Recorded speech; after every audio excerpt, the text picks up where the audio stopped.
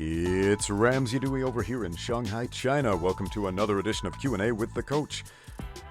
Now, before we get into the question, shout out to the channel sponsors. Do you remember NoGiBJJGear.com? Well, they have expanded beyond just No-Gi BJJ.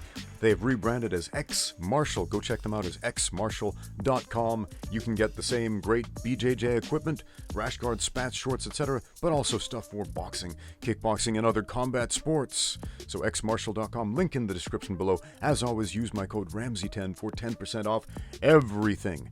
And also shout out to Relxbit, makers of fine, high-powered massage guns. Link in the description below as well. Now on with the question. Oh yeah, I got a discount code for that one too. We're not going to leave you hanging dry there.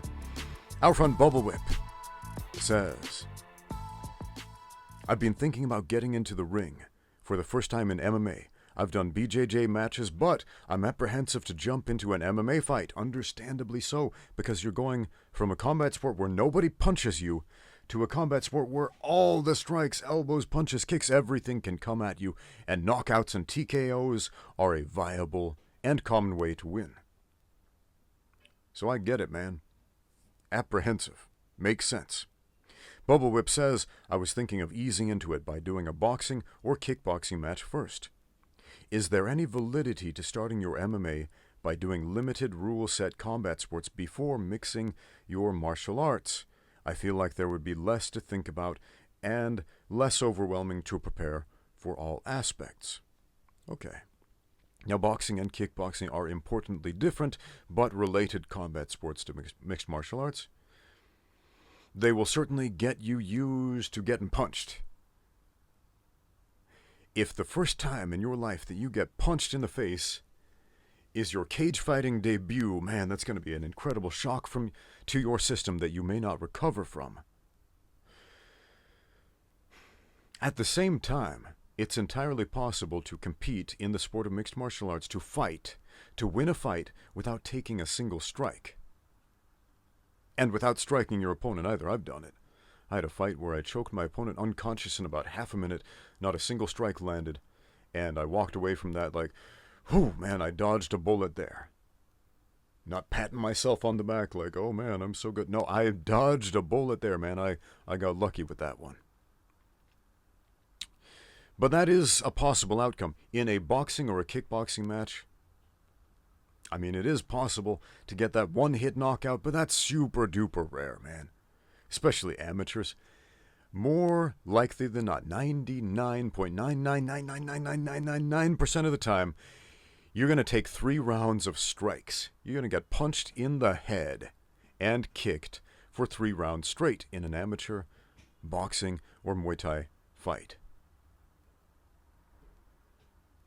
You're going to become intimately familiar with what a punch feels like. And amateur striking sports they're judged mostly based on aggressiveness. Who threw more strikes? Who got busier? Who landed more strikes? Who pressed the action more? And these are all important facets for judging mixed martial arts, but it's also judged differently, since they're looking more at damage than simply volume of strikes. Who hurt the other guy more? And that's a whole different thing from the Brazilian Jiu-Jitsu mindset. What really carries over from Brazilian Jiu-Jitsu, especially IBJJF rules, to mixed martial arts is the positions. The positions that give you big points in Brazilian Jiu-Jitsu. Mount, back mount, full mount. And in MMA, I would say those positions are even more important than they are in Jiu-Jitsu. Because in Jiu-Jitsu, we generally catch a guy in a submission during a transition. Sometimes we'll get it from a strong controlled position. Like back mount, of course, the rear naked choke is the most common submission from back mount. It's the most common submission in the game, and it also is in mixed martial arts. Okay? But look at mount and knee mount, for example. Yes, there are submissions there. Yes, they do happen sometimes, but more often than not, in a jiu-jitsu match, what happens? The guy holds those positions until he gets his points, and then he moves on to another position. Whereas in MMA, what's knee mount for? It's to beat the crap out of the other guy. It's to score your TKO. Because if you can keep him in knee mount while landing significant strikes for 3 or 4 seconds, a good referee is going to jump in there and stop the action. If you're in full mount, landing significant strikes, boom, for 3 or 4 seconds, a good referee is going to stop that action. So, yeah, there is crossover from all these combat sports. But the psychology of an amateur fight career, regardless of style, is invaluable to mixed martial arts. And here's why I say that.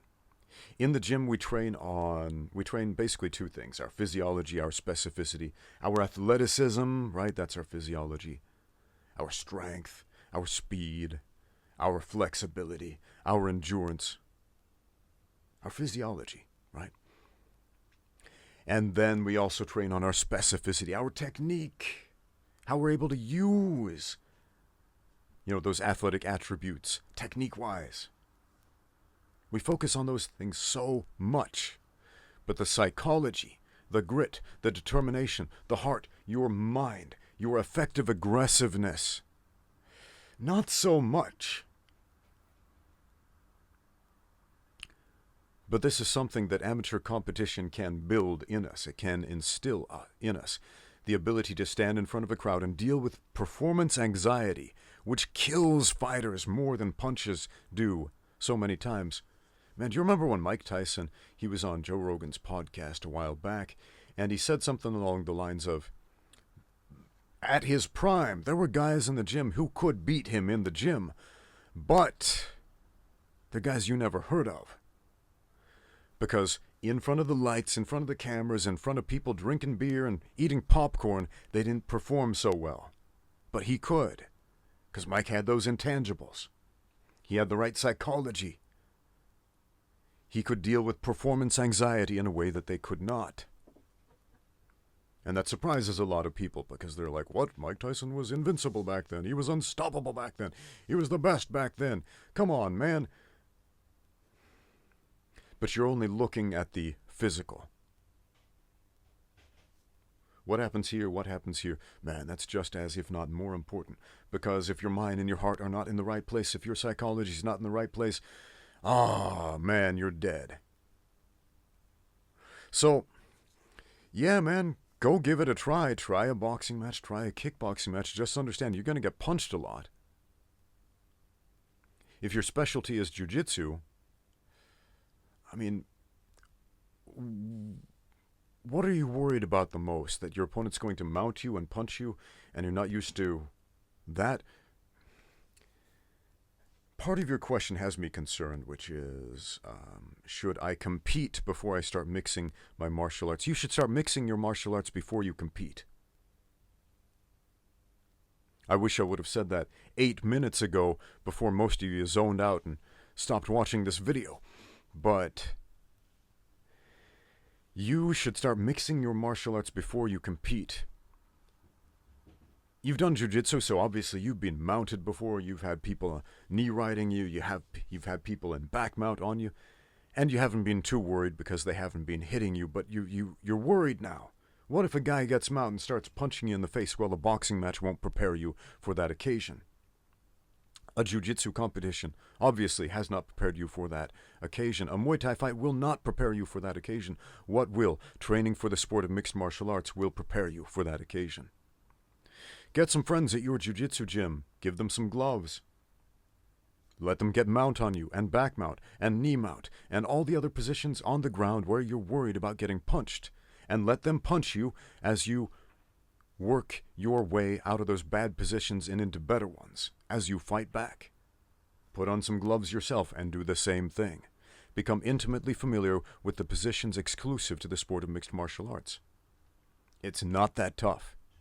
You don't have to do boxing matches and kickboxing matches before you start training for the sport you want to compete in. It won't make you worse, and in many ways it can make you better. Thanks for watching. Now get out there and train.